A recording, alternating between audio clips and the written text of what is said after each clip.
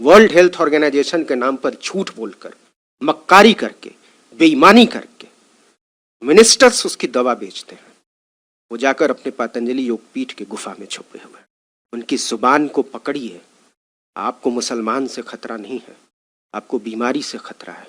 मैं अभी भी हाथ जोड़ के विनती करता हूं हमारे जो आईपीएल खेलते हुए क्रिकेटरों से, कब तक आप ये सब करते रहोगे? देश मर रहा है, देश डूब रहा है। मैं पूछता हूं कहां गए वो लोग जो क्रिकेटर, जो हीरो, जो एक्टर जिनको हम अपना आइडियल मानते थे? कहां है वो आज? ऑक्सीजन अगर गवर्नमेंट नहीं दे रही है तो बेचारा डॉक्टर क्या करें? आप डॉक्टर को क्यों मार रहे हैं? अगर मारना ही है तो आप उन एमएलए एमपी अपने एरिया के उनको पकड़िए जिन्होंने कुछ नहीं किया, सिर्फ पैसे खाए हैं। मैं आज बिल्कुल खुले दिल से कहना चाहता हूं, बिल्कुल गवर्नमेंट फेल हो गई है। मैं बस इतना जरूर बोलूंगा, मैं किसी पार्टी का ना सपोर्ट कर रहा हूं ना किसी अगेंस्ट बोल रहा हूं। सारे नेता बिल्कुल एक जैसे हैं, सारी पार्टियां एक जैसी है। किसी पार्टी ने देश के लिए हेल्थ सिस्टम पे किसी पे कोई ध्यान नहीं दिया। ऐसा लगता है जैसे यहां कोई सरकार नहीं है, यहां कोई प्रधानमंत्री नहीं है, यहां कोई व्यवस्था नहीं है, यहां कोई अफसरशाही नहीं है और सबको अपने अपने हाल पर छोड़ दिया गया है कि इस देश के हर मंदिर की दौलत को अस्पतालों के हवाले कर दिया जाए। ऐसा क्यों नहीं हो सकता कि इस देश की हर मस्जिद को अस्पताल में तब्दील कर दिया जाए? ऐसा क्यों नहीं हो सकता कि इस देश में कोई मंदिर तब तक नहीं उठेगा जब तक कि उसके साथ 100 बिस्तर का अस्पताल नहीं बनाया जाएगा? मेरा नाम है नवीन कुमार। आप आर्टिकल 19 इंडिया देख रहे हैं। लगभग 15-20 रोज की गैर हाजिरी के बाद मैं आपके बीच हाजिर हूं। एक लंबी अस्वस्थता के कारण ये गैर हाजिरी रही। आज जैसे तैसे उठने की हिम्मत बनी है और ये स्थिति इसलिए बनी है कि आप जैसे हजारों शुभचिंतकों ने दुआएं की हैं, उम्मीदें पाली हैं और ये विश्वास लगाया है कि इंसानियत पर जो ये हमला हुआ है उसकी सूरत आज नहीं तो कल बदलेगी, बदलनी चाहिए। मैंने आज से पहले इस देश को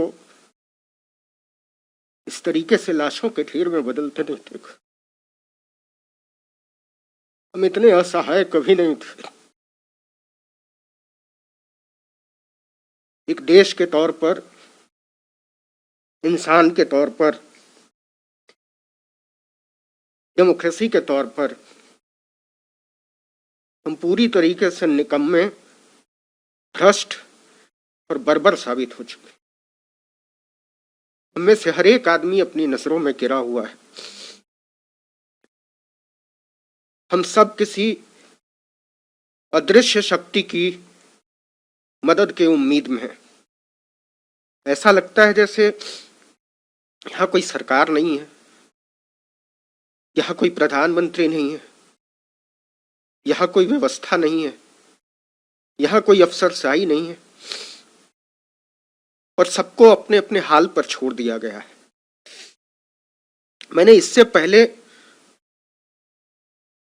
पिछले 40-45 साल में डॉक्टरों को बिलख बिलख कर रोते हुए नहीं देखा है। आप किसी भी डॉक्टर से बात कीजिए, वो कहते हैं हमको मेडिकल प्रोफेशन से चिढ़ हो गई है। हम इस दिन के लिए तो इस पेशे में नहीं आए थे। ऑक्सीजन के बिना अपने पेशेंट को तड़प तड़प कर मरना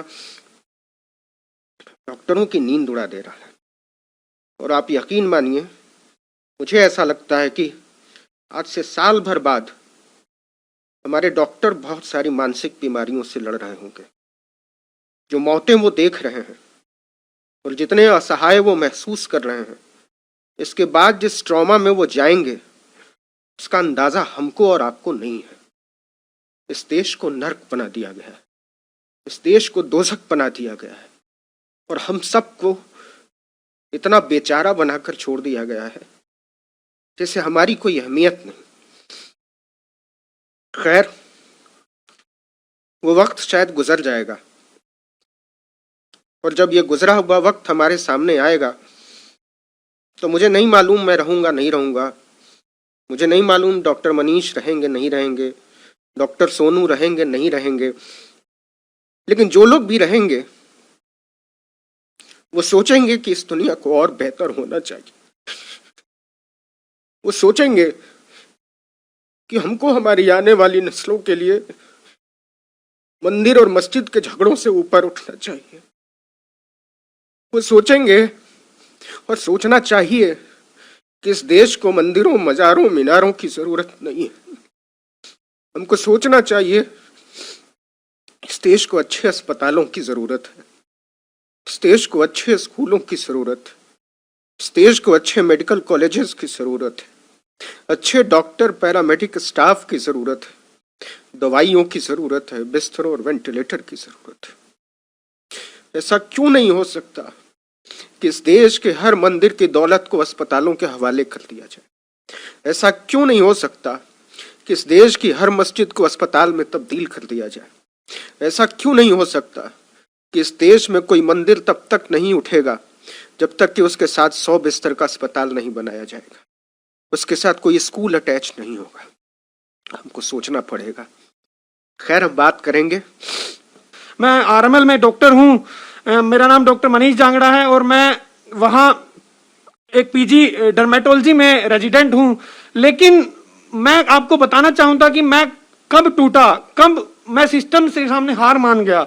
क्योंकि मुझे खुद 12 तारीख को कोरोना हुआ था। मैं सोचा कि मैं होम आइसोलेशन पे रह लूंगा, तो मुझे लगा कि मेरी जगह ये बेड अगर किसी जरूरतमंद को मिलेगा तो एक जान बचाई जा सकती है, तो मैं अपने घर पे रहा। लेकिन 4 से 5 दिन बाद मेरी कंडीशन इतनी खराब हो गई कि मैं बताऊं, मुझे एडमिशन की बहुत जरूरत पड़ी। मेरा दोस्त डॉक्टर अरुण गर्ग मुझे बाइक से बैठा के वहां लेके गया। मैं आपको बता देना चाहता हूं कि मैं ट्रोमा सेंटर के सामने कम से कम 40 मिनट रोड पे बैठा रहा।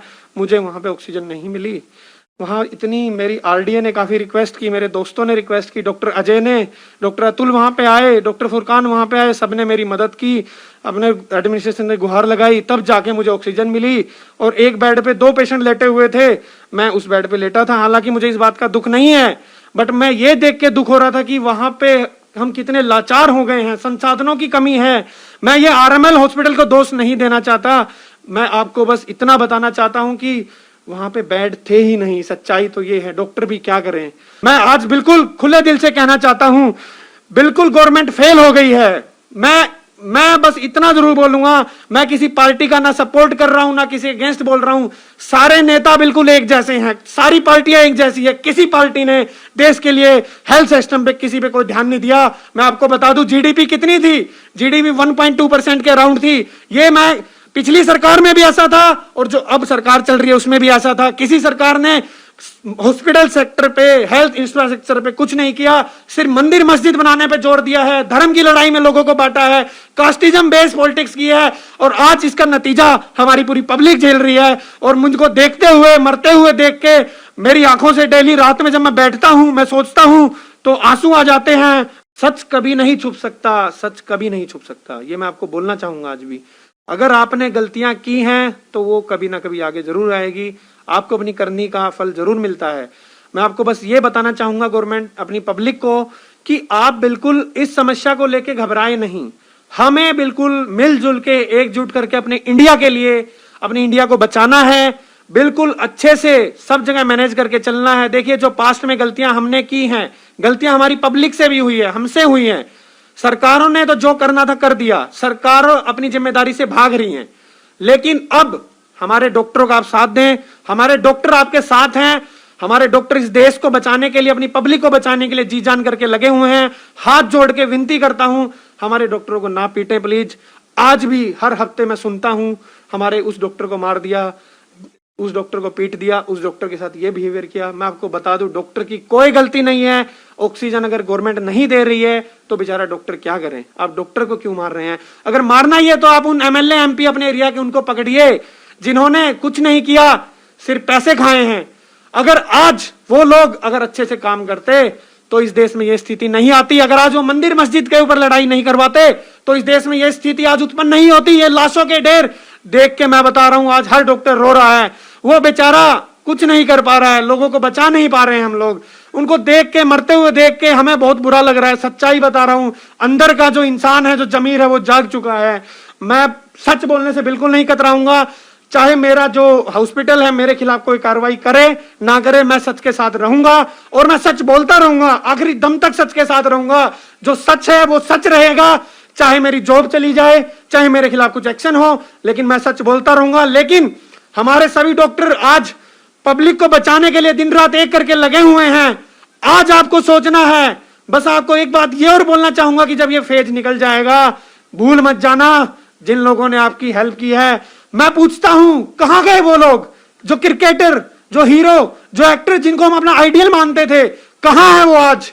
कहीं नहीं है वो आज। कोई हेल्प करने नहीं आ रहा है। क्यों हम उनको पूछते हैं? सोनू सूद, मैं उनका दिल से, बिल्कुल पूरी डॉक्टर फ्रेटर्निटी से बिल्कुल हाथ जोड़ के सम्मान करता हूं, उनसे मतलब हाथ जोड़ता हूं कि वो कुछ कर रहे हैं देश के लिए। मैं अभी भी हाथ जोड़ के विनती करता हूं हमारे जो आईपीएल खेलते हुए क्रिकेटरों से, कब तक आप ये सब करते रहोगे? देश मर रहा है, देश डूब रहा है, इस देश को आपकी जरूरत है। अमिताभ बच्चन जी, सलमान खान जी, कहां गए आपके वो? आमिर खान जी, कहां गई वो इंटॉलरेंस आपकी? कहां गए वो मुद्दे?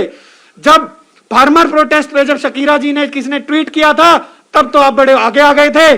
आज देश मर रहा है, आप में सच बोलने की हिम्मत क्यों नहीं है?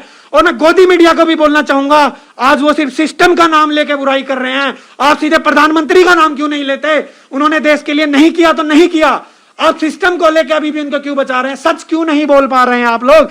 क्या जमीर मर गया है आप लोगों का? कब जागेगा? जब आपके घर से कोई लाश उठेगी, कि जनाजा उठेगा, क्या तब जागेगा आपका जमीर? मैं नहीं चाहता कि ऐसा कुछ हो आप लोगों के साथ, बट प्लीज जाग जाइए। देश के लिए हम शहीद होने के लिए तैयार है। मैं doctor Manish Jangra, founder federation of all India medical association, मैं बिल्कुल शपथ लेता हूं कि मैं इसकी लड़ाई में लड़ता रहूंगा, चाहे आखिरी सांस तक लड़ता रहूंगा, चाहे मैं देश के लिए शहीद हो जाऊं। उससे बड़ा प्राउड की बात मेरे लिए कोई नहीं होगी। क्योंकि हम देख रहे हैं कि नरेंद्र मोदी के पास कोई विजन नहीं है, कोई नियत भी नहीं है, कोई दूरदृष्टि नहीं है। देश को लेकर, क्राइसिस को लेकर, क्राइसिस मैनेजमेंट को लेकर जीरो समझ है। उससे लड़ने की कोई इच्छा शक्ति नहीं है। ऐसा लगता है जैसे किसी वो 16वीं सदी के राजा की तरह बिहेव कर रहे हैं। उनको अपनी प्रजा से कोई लेना देना नहीं।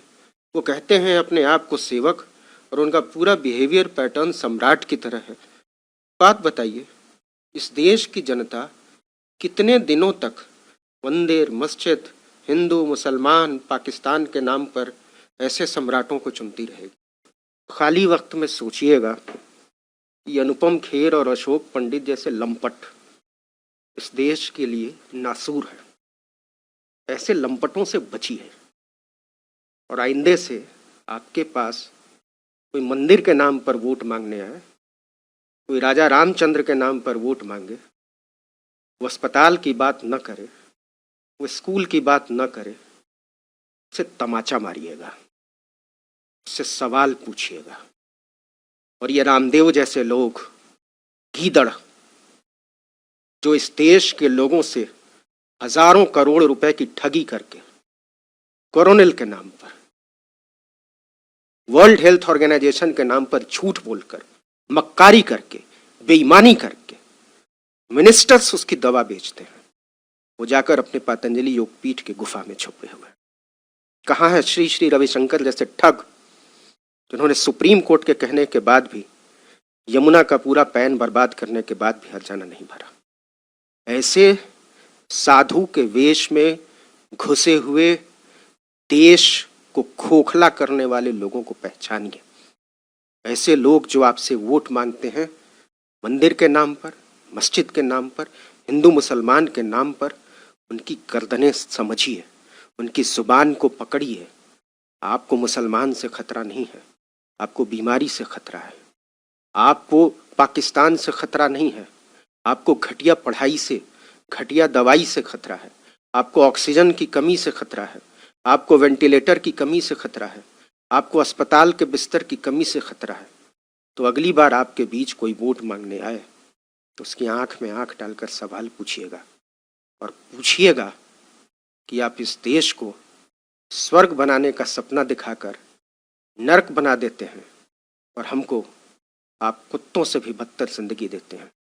हम आपकी खैरात के वादों को मानने से इनकार करते हैं। जब तक आप ये सवाल पूछना शुरू नहीं करेंगे, ये सूरत बदलनी शुरू नहीं होगी।